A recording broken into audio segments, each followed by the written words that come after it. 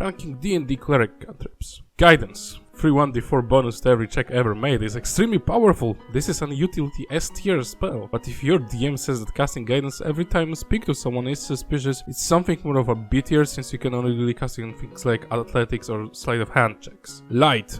Dark vision is extremely common in D&D, but if you are like my players and your every group is 80% human, it's a really solid choice. Believe it or not, stuff like torches or lantern has weight, so carrying too much of them leads to being over-encumbered, sooner or later. Also, even with dark vision, you see everything in dim light, so you get disadvantage on perception checks. C tier. Mending.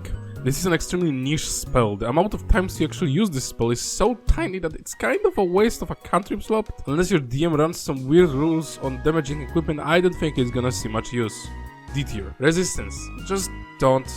1d4 damage reduction to one specific damage type once every turn is extremely weak, and you still have to concentrate on this spell. F tier. Sacred Flame. Radiant damage is rare, and ignoring cover is pretty good. Unfortunately, it gets outcast by Toll the Dead. So B tier. I would grab it as a secondary damage cantrip. Spare the Dying. Stabilizing for an action could be good in some cases, if you are planning to leave behind your companion or dragging them with you. Most of the time it would be just better to cast a healing spell, but I recognize that this cantrip is your last resort after running out of healing.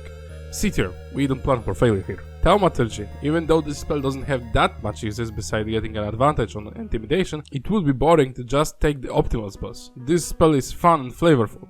B tier. Toll the Dead. I don't understand why WotC did not nerf this cantrip, especially since they have a blooded condition right now and have an official way to recognize if enemy is on half HP. This spell is realistically a D12 damage spell.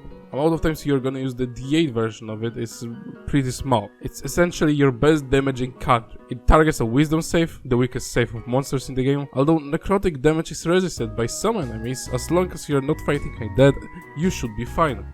This spell is an S tier. Word of Radiance. It's a fun, weak AoE with decent damage for no spell slots. B tier.